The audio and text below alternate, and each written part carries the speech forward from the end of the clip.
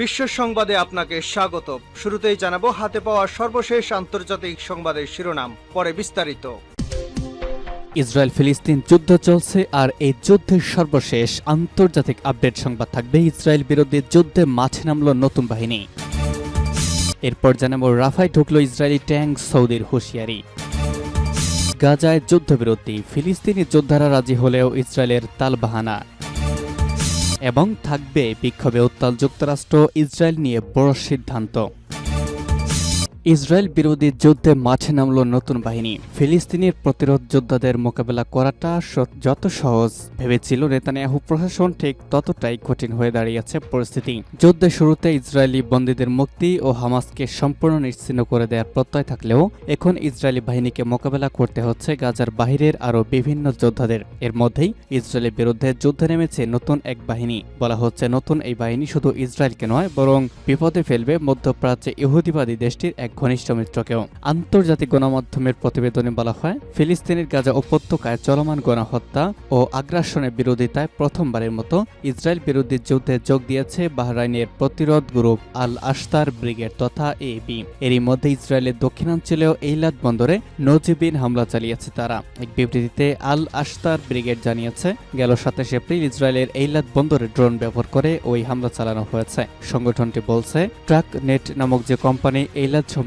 বন্দর থেকে সড়ক পথে পণ্য পরিবহন করে ইসরায়েলের বিভিন্ন স্থানে পৌঁছে দেয়, সেটির সদর দপ্তরে এই হামলা চালানো হয়েছে। বিবৃতিতে আরো বলা হয়েছে, গেল বছরের 7 অক্টোবর থেকে ইসরায়েলি গণহত্যার শিকার গাজাবাসী ফিলিস্তিনি জনগণের প্রতি সংহতি জানিয়ে তারা এই হামলা চালিয়েছে। দখলদার ইসরায়েল গাজায় তাদের গণহত্যা বন্ধ না করা পর্যন্ত গাজাবাসী সমর্থনে এএবি তাদের ইসরায়েল বিরোধী অভিযান চালিয়ে যাবে বলেও বিবৃতিতে সতর্ক করা হয়েছে। গত বছরের অক্টোবর থেকে সিরিয়া, ইয়েমেন, ইরাক ও লেবাননের প্রতিরোধ সংগঠনগুলো ইসরায়েলের বিরুদ্ধে বিভিন্ন ধরনের অভিযান চালিয়ে আসছিল। বিশেষ করে লেবানন ও ইয়েমেন থেকে সবচেয়ে বেশি হামলার শিকার হচ্ছে ইসরায়েল বাহিনী ও তার মিত্র শক্তিগুলো।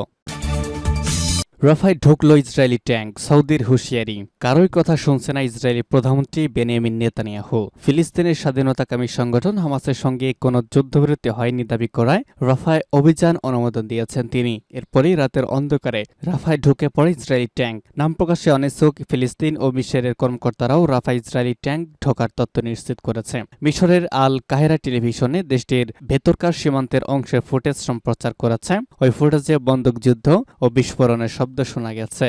এছাড়া ট্যাঙ্ক এবং হেলিকপ্টারের শব্দ শুনতে পায় তারা। মিশরের একজন কর্মকর্তা জানিয়েছেন, দেখে মনে হচ্ছে স্বল্প পরিসরে অভিযান চালানো হবে। অভিযান শেষে সৈন্য প্রত্যাহারের বিষয়েও মিশরকে জানিয়েছে ইসরায়েল, যদিও এই বিষয়ে মুখ খোলেনি তেল আবিব। যুক্তরাষ্ট্র বিশ্বাস করে যে রাফায় বড় ধরনের অভিযান চালাবে না ইসরায়েল, তবে ইসরায়েলের পদক্ষেপ নিয়ে শঙ্কা প্রকাশ করেছে ওয়াশিংটন। বিশ্ব স্বাস্থ্য সংস্থার হিসাবে রাফায় বর্তমানে 12 লাখ ফিলিস্তিনি রয়েছে, তবে 1 লাখ গাজাবাসীকে রাফা থেকে সরে যাওয়ার নির্দেশ দিয়েছে ইসরায়েল। তাই বড় ধরনের মানবিক বিপর্যয়ের আশঙ্কা করছে বিশ্ব সম্প্রদায়।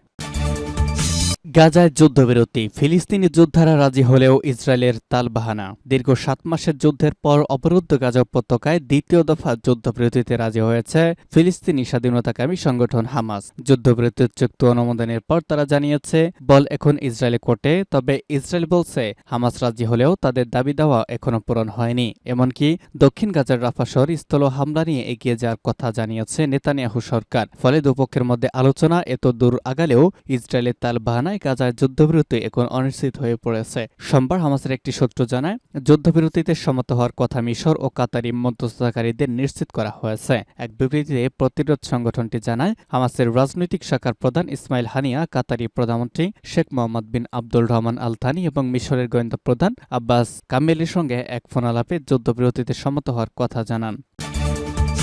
বিক্ষোভে উত্তাল যুক্তরাষ্ট্র, ইসরায়েল নিয়ে বড় সিদ্ধান্ত। যুক্তরাষ্ট্রের তৈরি গোলাবারুদের একটি চালান ইসরায়েলে পাঠানোর সিদ্ধান্ত স্থগিত করেছে বাইডেন প্রশাসন। গত 7 অক্টোবর গাজা ইসরায়েলের হামলা শুরুর পর এই প্রথম ইসরায়েলে অস্ত্র সরবরাহ আটকে দিয়েছে যুক্তরাষ্ট্র। অস্ত্রের চালানটি গত সপ্তাহে ইসরায়েলে পাঠানোর কথা থাকলেও সেটি আপাতত পাঠানো হচ্ছে না বলে ইসরায়েলকে জানিয়েছেন ওয়াশিংটনের কর্মকর্তারা। প্রেসিডেন্ট জো বাইডেনের প্রশাসন কেন অস্ত্রের চালানটি স্থগিত করেছে সে বিষয়ে কিছু জানানো যায়নি। তবে বিষয়ে সূত্র অবগত। সূত্রটি বলেছে, ফিলিস্তিনের গাজা উপত্যকার রাফায় সম্ভাব্য ইসরায়েলি সামরিক অভিযানের সঙ্গে বাইডেন প্রশাসনের এই সিদ্ধান্তের যোগসূত্র নেই।